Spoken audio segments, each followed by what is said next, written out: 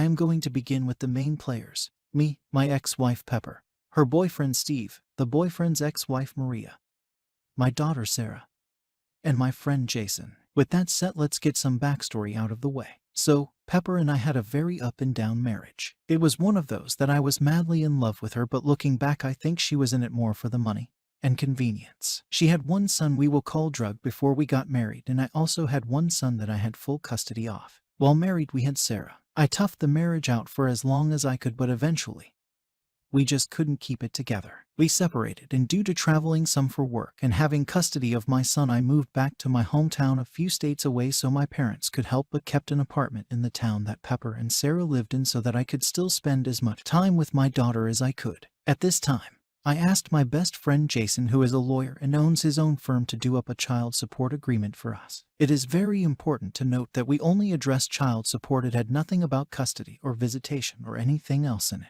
So, for about a year this was how it would work. I would spend a month with Sarah while my parents watched my other son, then I would spend a month with my son. Almost exactly a year later I could no longer afford keeping two households, and Pepper was wanting to move back to her hometown, which was in a different state but closer to where I lived, so I gave up the apartment and she moved. The new situation continued for a couple more years. Pepper and I remained friendly and even tried to reconcile the relationship a couple of times, but it wouldn't work out. I was still deeply in love with her, but we couldn't come to an agreement on things like where to live and such. I forced myself to try and move on and started dating. She had been dating basically from the day after I moved out. Even though I still loved her, our relationship moved more into good friends than husband and wife. So, she finally meets Steve. I never was told much about Steve other than he was a certified ethical hacker, and that is what he did for employment. While they were dating, she would send me texts about their dates. She even texted me the day they first had sex together. This hurt deeply, and looking back I think this is what she wanted, but I tried to play the part of good friend and confidant.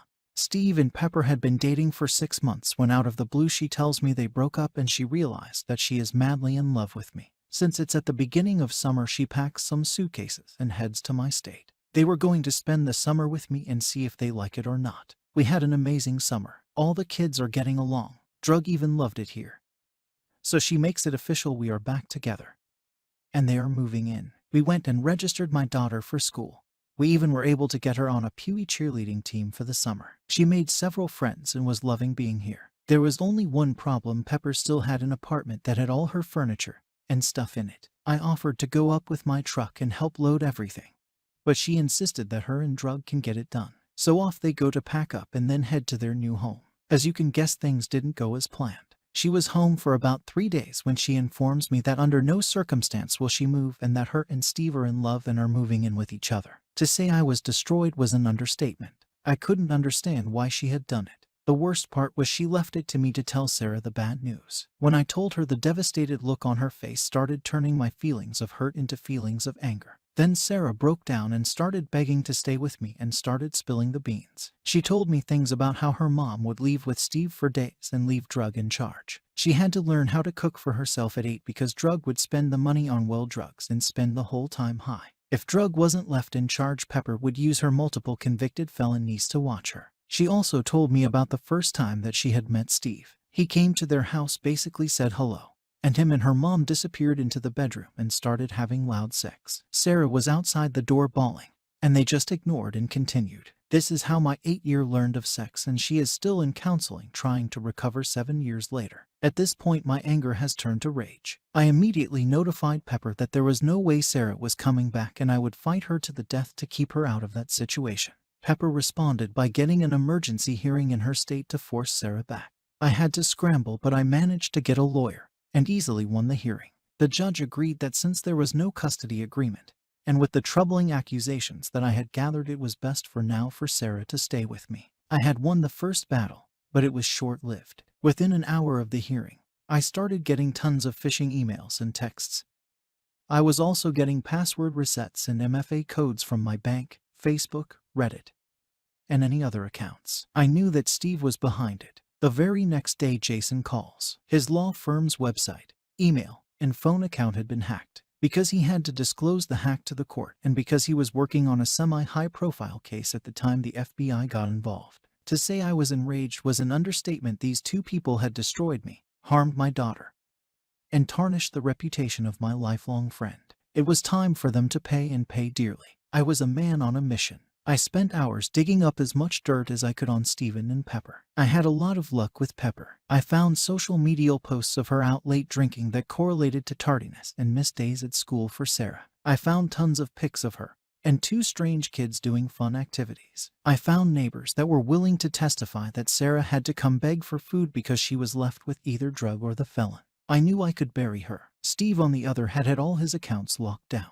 I couldn't find any dirt, and it was driving me crazy. Then it hit me: try LinkedIn. It paid off. There wasn't much posted, but through his account I found Maria, his ex-wife's account. I reached out to her, and she happily accepted. Maria and I became fast friends. She hated Pepper and didn't want her around her kids. I learned so much. To keep it short, Maria and Steve had recently divorced. As part of the custody agreement, Steve got the house, car, bank account, savings, and a lower than usual child support. Maria had traded all that money to have control of the kids. She knew he was a scumbag, and all she was concerned about was keeping her kids safe. They had a very detailed custody agreement with rules for Steve to follow. As part of that agreement, if Steve broke any rules, then he had to pay, and pay dearly. He had to sell the house and give her half of everything. His child support would also double, and Steve would be financially ruined. Steve also didn't have her blocked on the social media, and would regularly send texts bragging about how great his life was without her. Many of those texts had pictures of Pepper in them. We compared notes. We swapped evidence. We came up with a plan. And now it is time for revenge. First, I got with Jason. He let the FBI investigator know that I had also had some hacking attempts, and we believed it was the same person. The investigator called quick. I gave him all the information I had and who I believed was doing it. And he asked a weird question. Do I know where Steve worked? Well, yes, I did. So apparently Steve wasn't as good as a hacker as he thought himself to be. They had already traced back the hack on Jason to a business, the very same business Steve worked for. As soon as my conversation with the FBI was done, I called his work to lodge a complaint. I told the manager that someone was trying to hack me, and I was sure it was Steve. They, of course, did not take it too seriously because I had no proof. What they didn't know was they were soon going to be getting a visit from a special agent.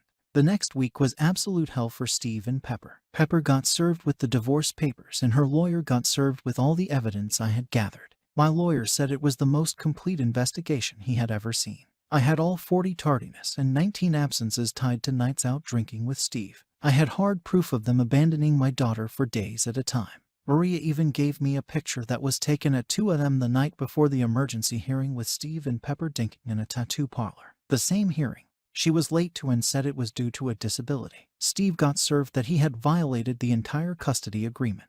Maria had pictures from me proving he was with Pepper on nights the kids were with him, and they were left alone. She also had proof that there was contact with Pepper that violated the custody agreement. The fallout was awesome to watch. Steve was fired.